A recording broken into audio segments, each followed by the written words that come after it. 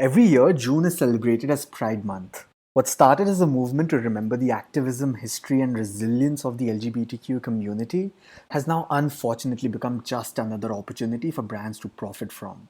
Brands are creating Pride themed marketing campaigns, they're releasing limited edition rainbow merch, in fact, they're even sponsoring Pride parades around the world. Pride parades have been commoditized to such an extent that people now feel that the message behind the celebration is getting lost behind the involvement of big corporations.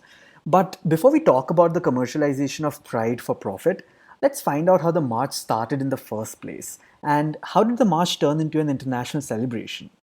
This is Siddhant, and welcome to Let's Do Shorts.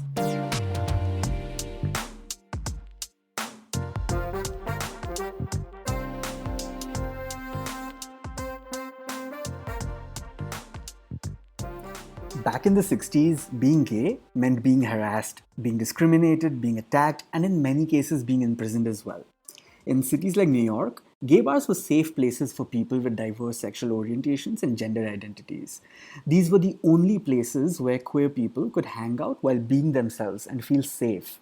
One such bar in downtown Manhattan was Stonewall Inn, and it became a focal point in the gay rights movement. This bar, like many other bars, was constantly raided by the police. They repeatedly arrested both customers and employees and made it difficult for the bar to operate. On June 28, 1969, a little after midnight, Stonewall was raided by the police yet again. Customers were roughed up, handcuffed, and arrested. But this was the last straw. They were fed up of being harassed and they decided to fight back against the unjust law enforcement officials. The chain of events eventually led to riots, and the cops were cornered into the bar, which was eventually set on fire. People showed up in hundreds outside the Stonewall Inn, and the riots lasted an entire week. While the cops made it out alive, safe and sound, this major event is now considered as the beginning of the modern gay rights movement. 1 year later, the first march took place in New York to commemorate the anniversary of the riots. Unlike the modern day parades, there was no music, no dancing, no costumes. It was not a parade but a sign of resistance. People were actually taking a risk by going out and marching that day. The main goal of the march was visibility for a community that had been pushed to the margins. To be out and proud was a revolutionary act. After that, people began gathering on the streets every year. They protested against the growing discrimination and fought for the rights of the LGBTQ community. A new tradition was born. While the Pride parades today may look like a huge party, it is rooted in serious activism. More than 50 years after the Stonewall riots, the movement has spread globally, and about 1,500 Pride events take place across the globe in June each year. And if an event has the attention of consumers across the globe, guess who quietly creeps in? Greedy corporations.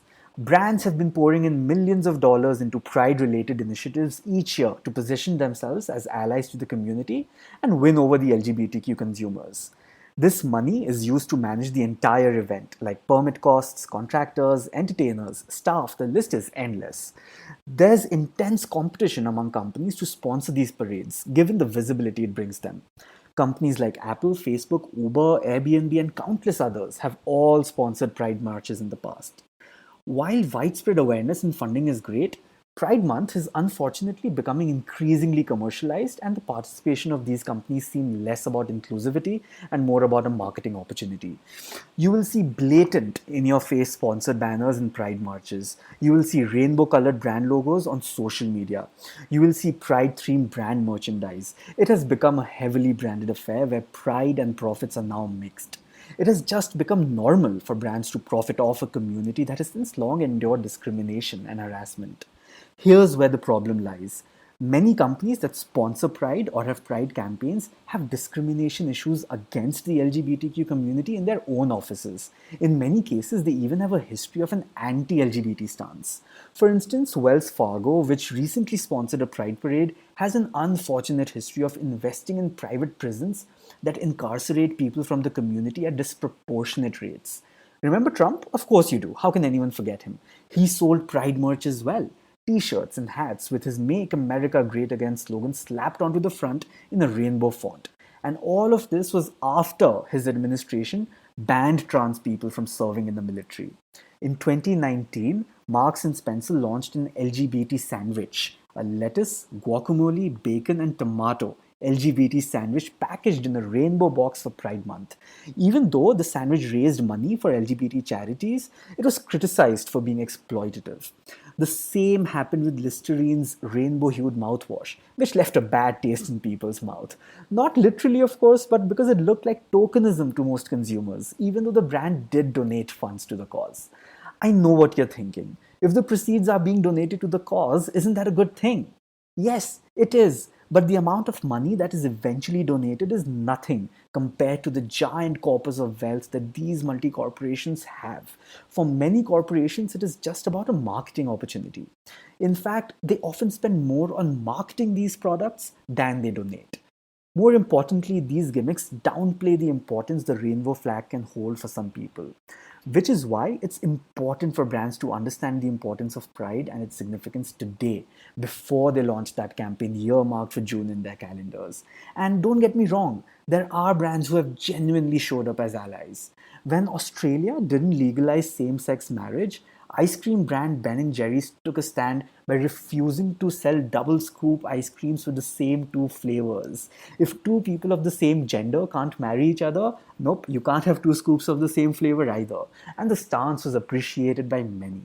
In another instance, when organizers of a straight pride parade in Boston took to Twitter to invite Axe body spray to participate in the parade, remember, it's a straight pride parade.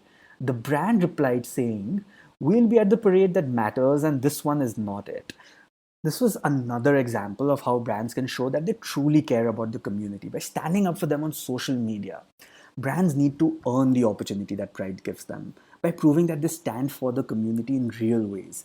I mean, where were these brands 50 years ago when the LGBTQ community had its darkest moments? They all steered clear of anything to do with the community. Brands need to prove that they're not just jumping on something that's trendy and prove that they're committed to the cause long term and not just experimenting to earn brownie points in the month of June. Corporations must change from within. They should start hiring queer employees and create policies to protect them in the workplace. Simple changes like providing gender neutral bathrooms for non binary and trans folks in their offices and also using the correct gender pronouns can make a huge difference in the lives of trans people. Another good way to start is by including the community, not just on the face of the marketing campaigns, but also in making and producing the campaigns. There are so many issues that affect different cross sections of the LGBTQ people that businesses can actually help with, only if they can leave their obsession with the Pride Parade and the month of June and realize they can be allies for the remainder of the year as well.